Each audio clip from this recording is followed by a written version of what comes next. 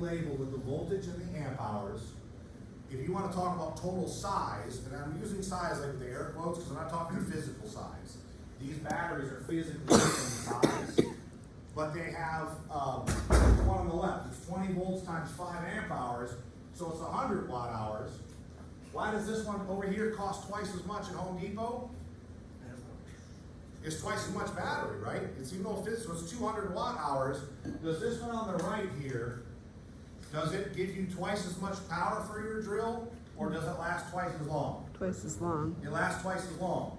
So when you start getting a pre-plan, when you show up and they got a battery bank, or they have a battery in a house or something like that, from a solar system, they're gonna describe to you the number of battery, how much energy is involved in watt hours. So they might tell you this is thousands of watt hours, 10,000 watt hours, something like that. So you're gonna hear it described, and when they tell you that, you don't know the voltage you're dealing with. Now, if you hear big watt hours, it's pretty safe. It's unusual to have high amp hours, low voltage. A lot of times you're gonna have, there's gonna be an inverter or something that's gonna increase the voltage to alternating current and increase it. The other time this is important, when we have an emergency involving a battery, and you want to overpack, and we'll talk about later about how to overpack batteries to render them safe and for safe storage, taking them as evidence. The container that you put damaged batteries in, or if you call a contractor and they put a damaged battery in the container it's going to look like a 5-gallon bucket or a 55-gallon drum. You don't get to put 55 gallons of batteries in there. The container has a rating in watt hours, so you have to calculate how many watt hours are in the battery, so you know how many you can put inside the container. So we'll do a quiz and a scenario. If you get them right, we'll take a break. If you get them wrong, we got to do the whole first module again. So this first battery cell, battery there is 12 volts, 1.5 amp hours. How many watt hours is it? 12 volts, 1.5 amp hours. How many watt hours? 18 watt hours. Here's the module out of an electric vehicle. This is 60 volts, 40 amp hours. How many watt hours is that? 240. Yeah, when it's double-digit multiplication, you can use your phone, or always round up so it ends in 0, and 6 times 4 is 24. If there's 2 zeros in the problem, there's got to be 2 zeros in the answer. Now, when this is electricity, though, they're not going to put the zeros on there. They're going to abbreviate 1,000 with what letter? K. Right, so this is going to be called 2.4 kWh. And they're telling you that's 2,400 watt hours. So let me give you a response scenario. We respond to a commercial building. This is a hazmat call. We got there because people were feeling sick. The fire department goes first. They call a hazmat team. Their eyes are kind of burning a little bit. Their throat's scratchy. There's kind of something in the air. We end up, turn out here at SCBA, we're going through the building with a thermal imager, maybe a 4-gas and PID, and the readings are stronger near this mechanical room, and we open up the door and we go inside, and we're getting some CO, H2S, PID readings. If you're the fire department, you have the thermal imager, you look at these batteries on this shelf that are all in banks. They're all warm because they're charging, but one of them is glowing white hot. And so when I look at the one in the middle, and then we figure out that there's a problem with this battery, right? This is what's causing the odor in the building. We have an overheated battery. The entry team says, so first of all, they look at the labels. Each battery has a label on it that says it's 12 volts. Now these are hooked up together, not by wires. They have a little bar that slides over the post called a bus bar. It looks like a beer bottle opener, right? With a hole on each end. It's similar to posts, but it's only bolted on there with a little plastic nut, very similar to the ones you used in that little kit. So you could spin that plastic nut off there, take that bar off, and we could take the battery out of the building. So first what we do is we try calling, we get the maintenance guy down there, right? Hey, what do we do about this battery? He said, listen, I'm the maintenance guy for the building. I don't do anything with this. We have a contractor that handles all this. So who should we call? You have to call the contractor. With the number, don't answer, right? There's a magnet or sometimes a sticker on there. We call that, they're closed on Sundays, right? So this thing's getting hotter, the odor's getting worse in the building. the entry team wants to unhook this bar and slide the battery out. Is it safe for them to do that? Is the energy leaving the battery here? Right, is it hooked up and what? Yes, right? So this is energized electric equipment. The batteries say, are we above 50 volts here? The batteries have stickers that say 12 volts. Isn't it 288 And volts? look how they're hooked up. If this is parallel, all the blacks together and all the reds are together, right? This is hooked up red to black, that's series, we've increased the voltage here.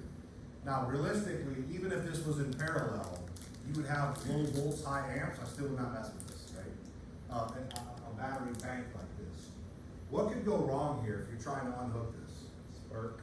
Yeah, you could have a spark, but if I'm gonna turn out your SCBA, does a spark scare you? What else could go wrong here? Yeah, I could have an arc, right, the whole jump of the energized electrical equipment, right, it's almost being like, the arc is like being struck by lightning.